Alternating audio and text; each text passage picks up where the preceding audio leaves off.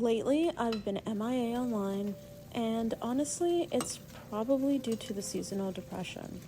Being in the Pacific Northwest, we definitely lack vitamin D, so I decided it's time to go outside and get some much needed forest therapy. And I found the perfect place to do it.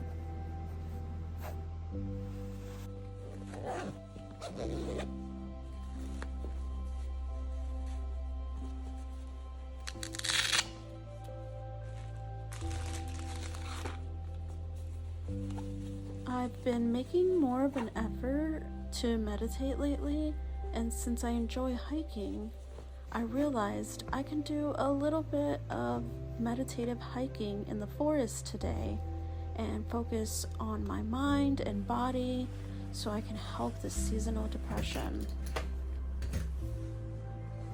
There's also a term people use often called forest bathing, which is the opposite of hiking, because with hiking, we all know you have to sweat a little to get a full workout in. But instead, a forest bathing aims to really slow you down and help you be fully present in nature.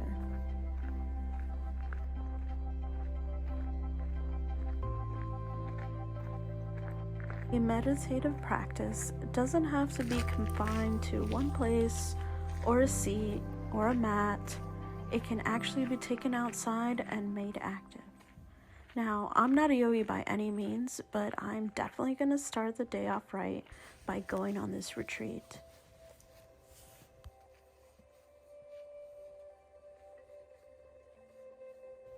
In retrospect, I've been doing this form of forest therapy for some time without actually knowing it. Being an intuitive person, I do what comes natural to me, and this always helps me find the answers to my problems, and it also helps me reflect in places like this cute little meditation seat.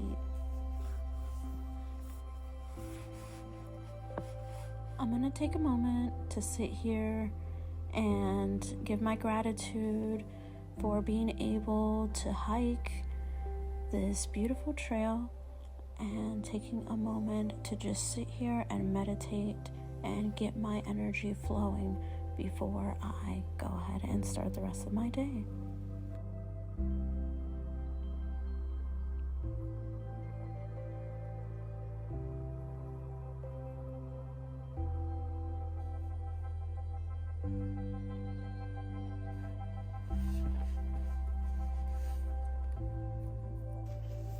Now we're going to start going down the Trail of Holy Shrines, which is known to be all in the lap of nature.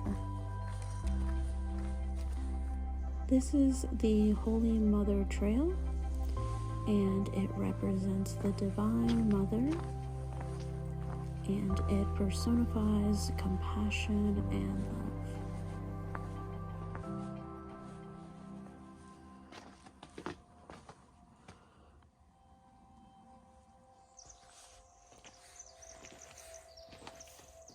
I'm going to sit here and pay my respects to the Holy Mother Shrine and start by leaving her a token of love by stacking some of these rocks.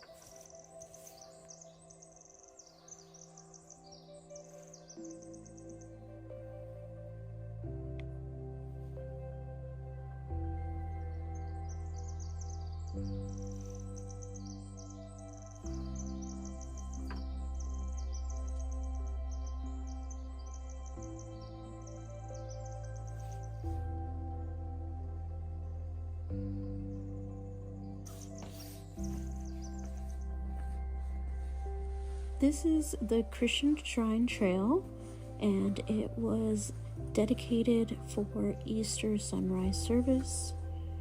And as we enter this part of the trail, you will notice St. Francis of Assisi's meditation site, which was dedicated in 2014, and then the Shrine of Jesus Christ, which was dedicated in 1975.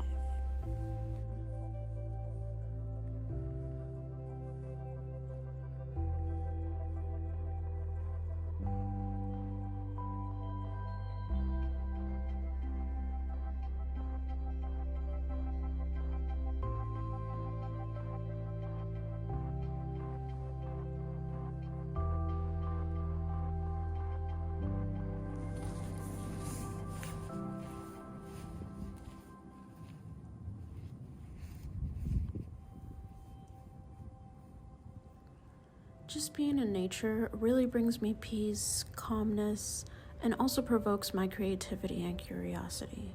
So it's no wonder that I've been doing meditation hikes intuitively without even knowing it.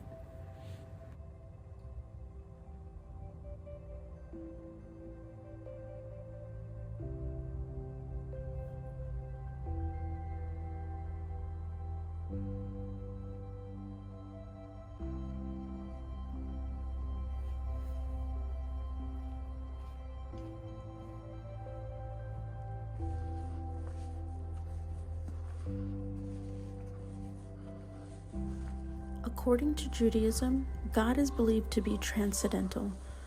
This shrine and meditation seat were dedicated to the biblical trail in 1975.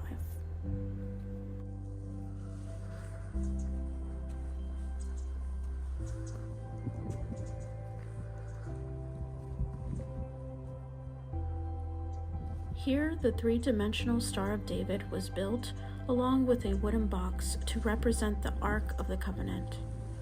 The inscription around the box is from the Torah, and the name is sacred that is carved on top.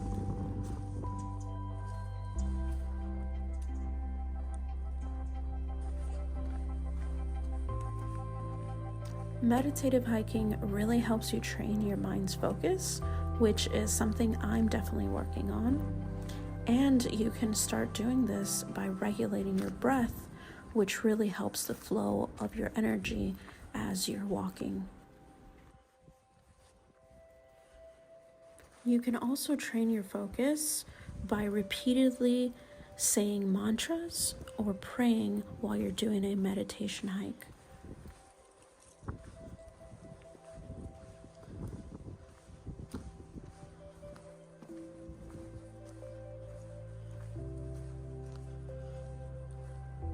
Buddhists believe that all humans have the nature of the Buddha within them already, and it's a seed that has the potential to grow. This is called Buddha nature.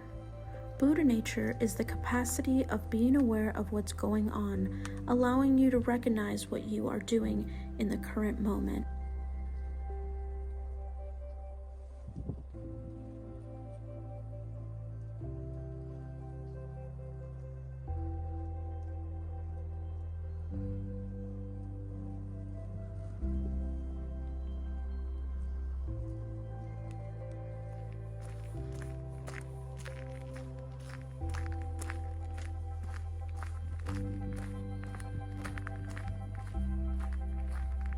I finally made it to the top of the hike, and it opens up and overlooks the forest.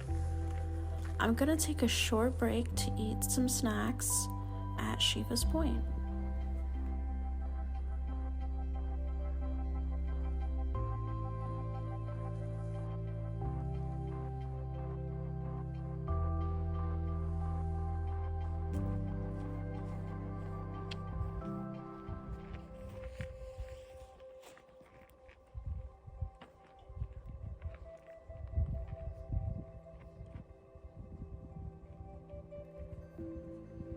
The Vedanta Retreat is a place of contemplation, serenity, peace, and beauty for all.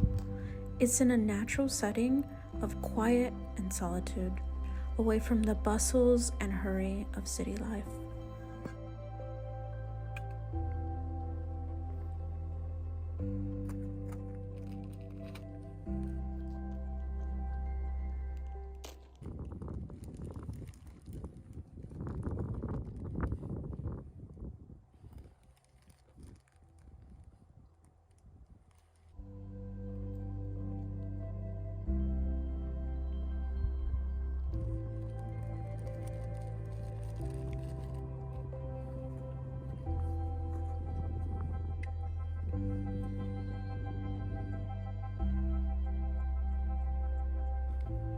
As I'm looking out into the valley, I noticed a gray cloud getting close. So I'm going to pack up my stuff and head back into the forest. In the Pacific Northwest, you can't always let a little rain bring down your plans, especially when you plan on going outdoors. But the best part about the trees is that they create a sort of canopy to limit the amount of rain that hits the ground.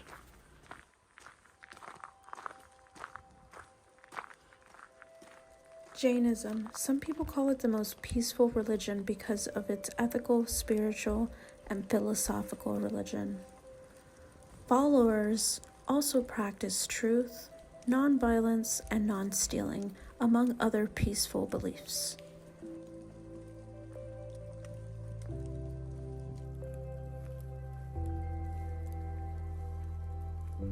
The principle of many-sided reality and interpretation theses are the unique contributions of Jainism. Although I may not practice this religion, I have a compounding amount of respect and honor for others and their beliefs.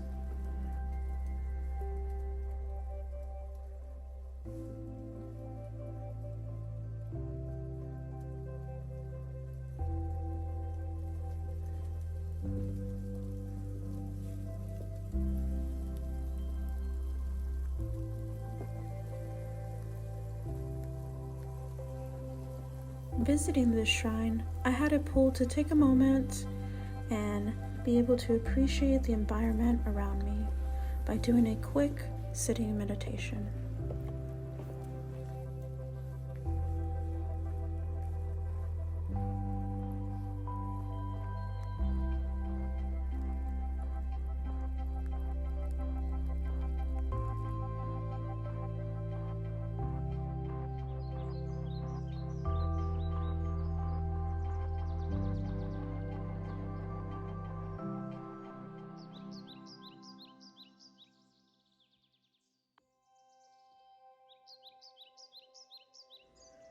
I'm going to take a moment to sit here, take up space, and appreciate where I am in this moment of time.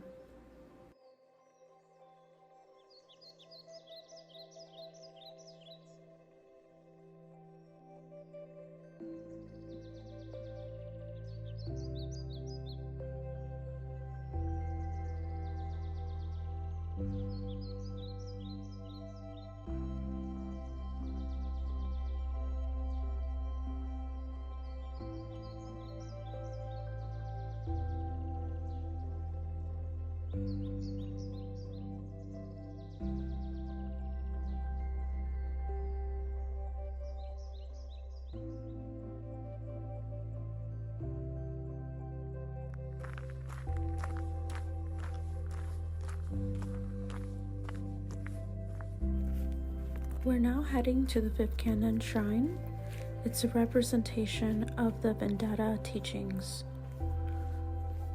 The agriculture lines and ratios represent the Orisa style, and it's a common medieval Hindu temple design.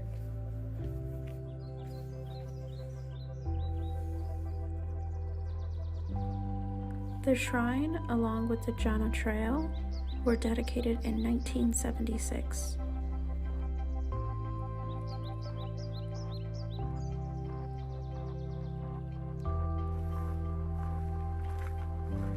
Swami Vivekananda brought the teachings of Vedanta and the yogas from India to the West in 1893, and he's best known in the United States for introducing Hinduism to America.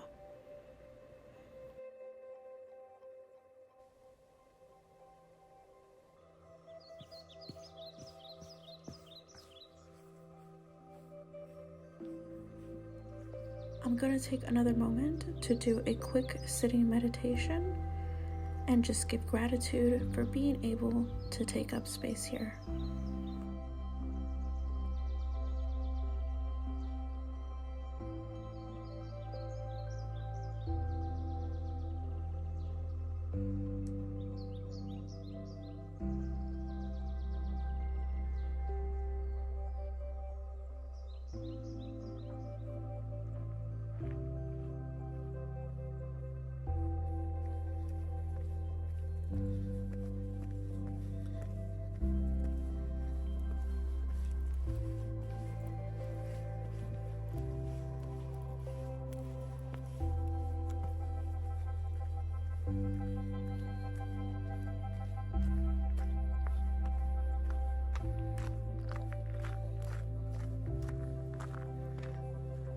We are now heading down the Native American Trail, and this unique shrine was dedicated in 1977.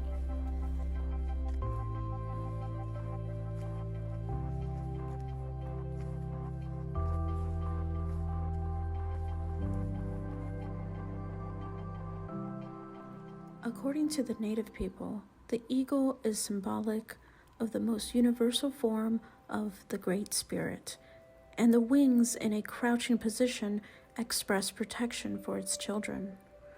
The eagle was built and positioned here to overlook the forest where some of the first Native people came to this part of Oregon.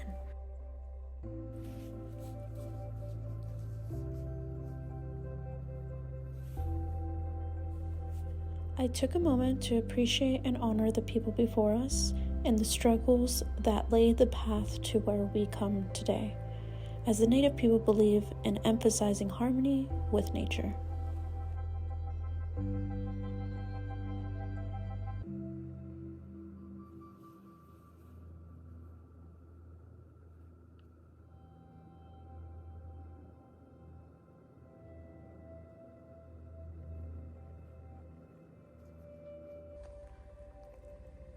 I was looking around and saw something colorful from the trunk of this tree and noticed that there's this cute little faux mushroom.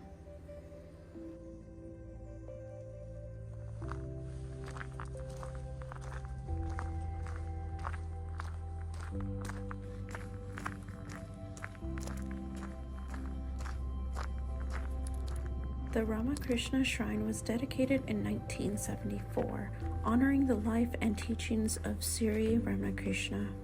His spiritual practices took place surrounding 5 sacred trees. Therefore, this structure of the shrine has 5 sides and 5 poles, all surrounded by 5 trees.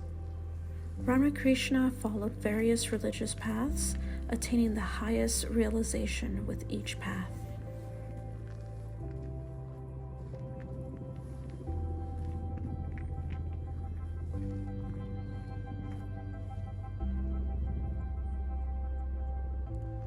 Now we're heading down to the Islamic Shrine, which was built in 1976.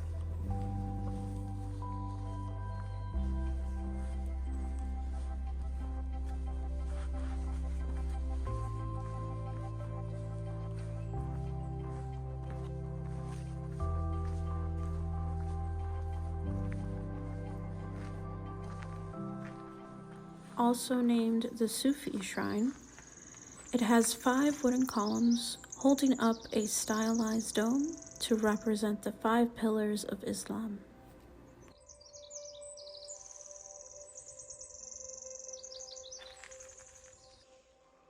This is the Sikhi Shrine, a practice that grew from the teachings of Guru Nanak.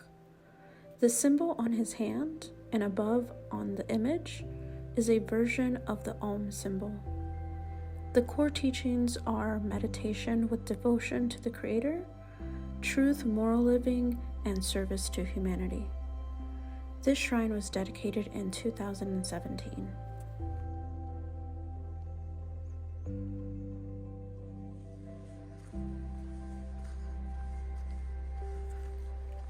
What better way to end my meditation hike and forest therapy than ending it on the Karma Trail? I'm going to take this to the end point before I call it a day.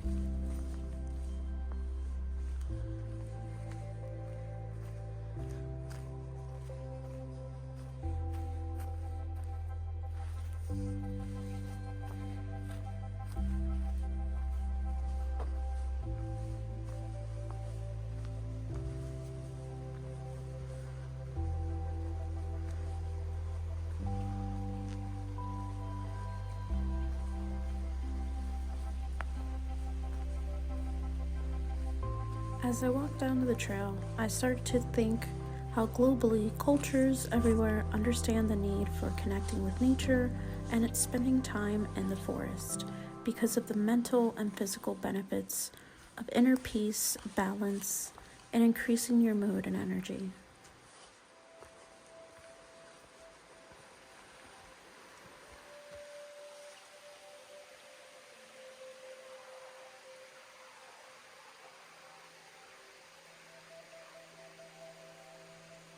I'm so glad that you came along with me on my meditation hike and day of forest therapy. I hope that you try this in the future, and please comment below if you have, or if you'd be curious to try it next time you're outdoors.